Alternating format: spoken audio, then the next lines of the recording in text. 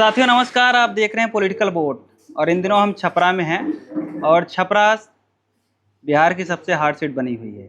आज ही देश के प्रधानमंत्री मोदी जी की जनसभा हुई और उन्होंने तमाम तरीके से यहाँ की जो उनकी प्रत्याशी है छोटी कुमारी, उनके समर्थन में वोट करने की जनता से अपील की। लेकिन एक और प्रत्याशी जो इन दिनों सुर्खियों में है, नाम है प्राची गुप्ता। यहाँ की पहले मेयर रह चुकी हैं और जब हम ग्राउंड रिपोर्टिंग करने गांव में जाते हैं तो जनता इनका नाम जरूर लेती है और कहती है कि विकास का काम उन्होंने बहुत किया। उनके पास समय कम था लेकिन जितना समय था उतने में उन्होंने बहुत किया। फिर यह हुआ कि क्यों न राखी गुप्ता से मिला जाए, तो आज हम इनके साथ इनका इंटरव्यू करने आए हैं। खेसारी लाल यादव आरजेडी के प्रत्याशी बनाए गए हैं। अब जब से खेसारी लाल यादव यहाँ से प्रत्याशी बनाए गए हैं तो भीड़ खूब जुट रही है। उसके बाद से यह है कि इस सीट को हार्ड सीट कहा जा रहा है। स्वागत है आपका। चुनाव पर तो बातचीत करेंगे, थोड़ा सा आ जाते हैं कि राखी गुप्ता की पढ़ाई लिखाई कहाँ से हुई? जी, मेरी पढ़ाई लिखाई पटना से ही हुई है और एमबीए किया हुआ है मैंने और स्कूलिंग हुई है नॉटर डेम एकेडमी पटना से। फिर कॉलेज किया है पटना विमेंस कॉलेज से। राजनीति में कैसे? राजनीति में बस कोरोना काल में जो हम लोगों ने लोगों की मदद की, गरीबों की मदद की, तो वहाँ से लोगों ने बोला कि मैम आप बिना पद के इतना कर रही हैं, जो पद के लोग हैं वो अभी तक अपने घरों में बंद हैं और बिना पद के रहते हुए आप लोग इतना कर रहे हैं, तो आपको राजनीति में आना चाहिए। राजनीति से पहले राखी गुप्ता एक समाज सेवी थी। जी, समाज सेविका के रूप में आपने तमाम काम किया। उसके बाद आप मेयर भी बनी, मेयर के रूप में भी आपने काम किया। आपका कार्यकाल छोटा रहा। अब उसी पार्टी से जिस पार्टी में आपने सेवा दिया, टिकट नहीं मिला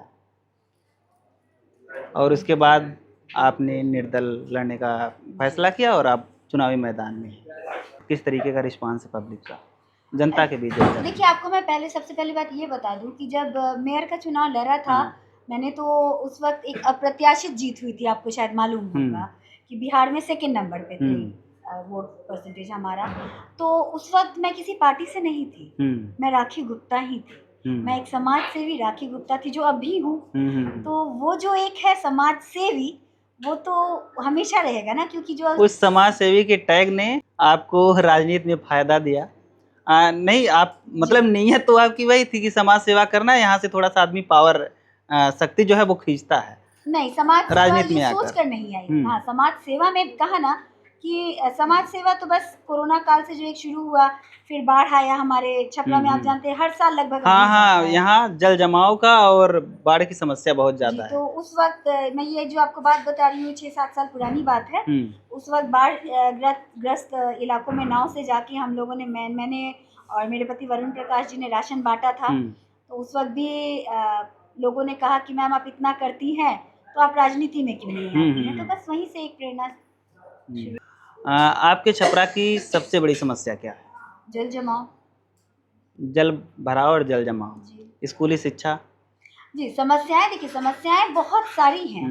यहाँ पे एजुकेशन सिस्टम अच्छा नहीं है।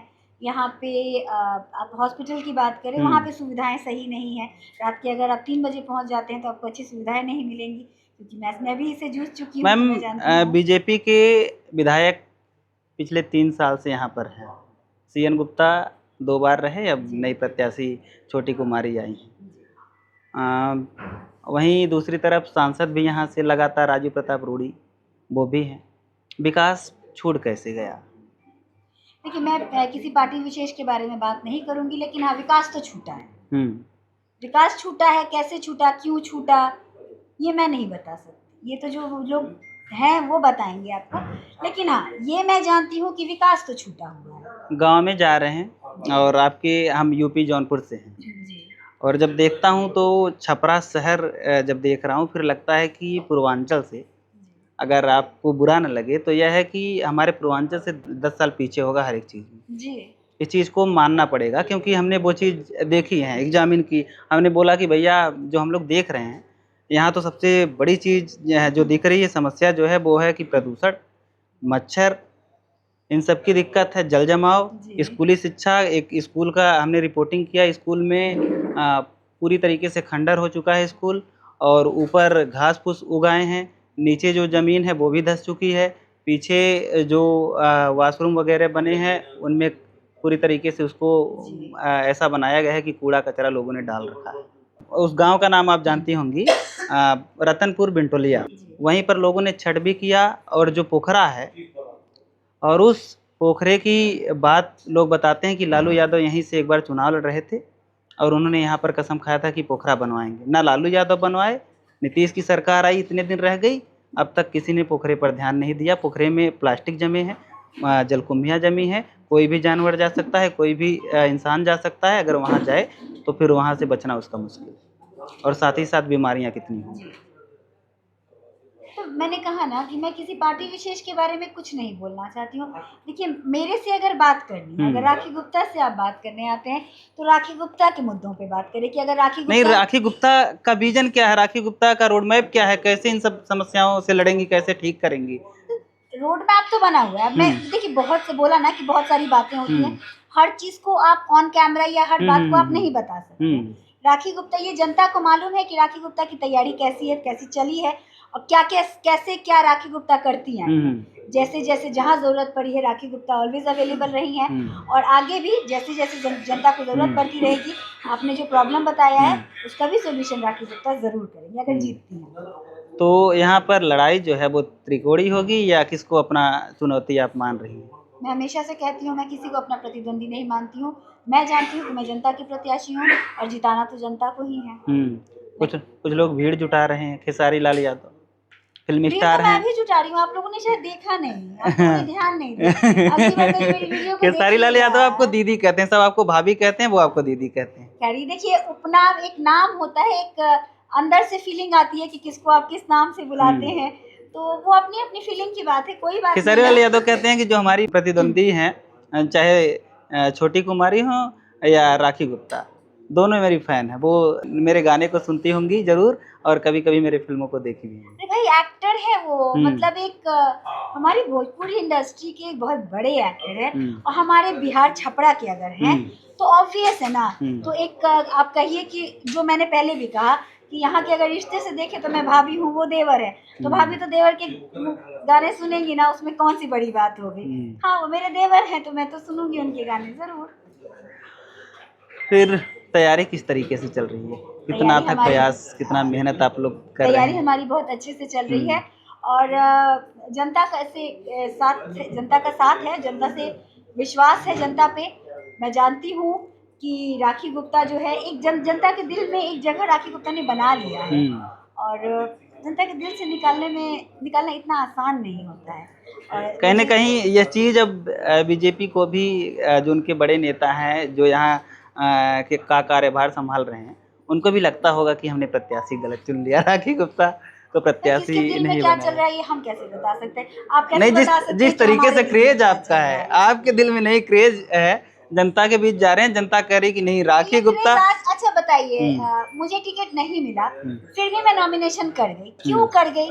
क्योंकि जनता ने मुझसे कहा। तो मैं यही जानती हूँ कि मैं अगर जीतती हूँ तो मैं कभी नेता नहीं बनूंगी, मैं जनप्रतिनिधि ही रहूंगी, और जनता की प्रतिनिधि हूँ। जो जनता कहेगी, जैसा जनता कहेगी, जिधर जनता मुड़ेगी, राखी गुप्ता बस उसी राह पे चलेंगी। आज ही कुछ आपके जो इधर व्यापार मंडल के लोग हैं, उनके साथ बैठक हुई और यह निर्णय हुआ कि सर्वदल की प्रत्याशी हैं राखी गुप्ता, और समर्थन। ये साथ है उन लोगों का, ये जो प्यार है, वो प्यार जो है वो ऐसा नहीं है कि ये आपको अभी आप यहाँ पे आए हैं, ये आपको पहली बार दिख रहा होगा, लेकिन ये जो प्यार है, ये जो समर्थन है, ये एक मेरे इलेक्शन के टाइम से मिल रहा है। और मैंने जैसा कि कहा कि आप खुद समझ सकते हैं कि उस वक्त एक जो बम्पर जीत हासिल किया था, तो लोगों का प्यार ही था, जनता का प्यार ही था, कुछ तो था ना।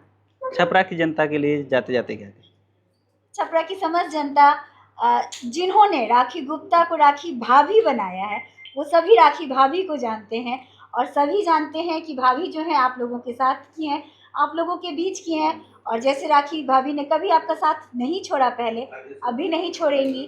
तो इसलिए जनता से मैं यही गुजारिश करूँगी कि 6 तारीख को अपने बूथ पे ज़रूर जाइए, और ज़रूर जाइए। सबसे पहली बात तो कहूँगी कि ज़रूर जाइए, और जो हमारी महिलाएं हैं वो भी ज़रूर जाएं। घर का गैस चूल्हा जलाने से पहले ईवीएम पे 9 नंबर पे जाकर चूल्हा जलाएं, राखी भाभी को सशक्त बनाएं। अगर राखी भाभी सशक्त बनती हैं तो हर घर की महिला सशक्त बनेगी, और जब महिला सशक्त बनेगी तो हर परिवार सशक्त बनेगा। साथियों, लोकतंत्र का पावनतम त्यौहार है, मतदान होना है।